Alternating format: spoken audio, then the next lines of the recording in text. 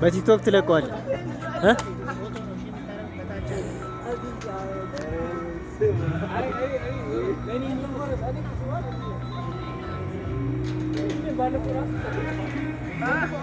ምዕራፍ አለ እንዴት ነህ? ደህና ነው። ስራ እንዴት ነው? ኧረ ምንም ደክሞኝ ነው። ኧረ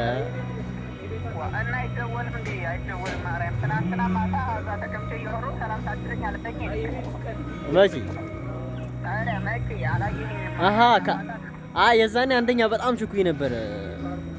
ሁለተኛ ደግሞ ከአቤል ጋር ቁጭ ስላልክ እዛ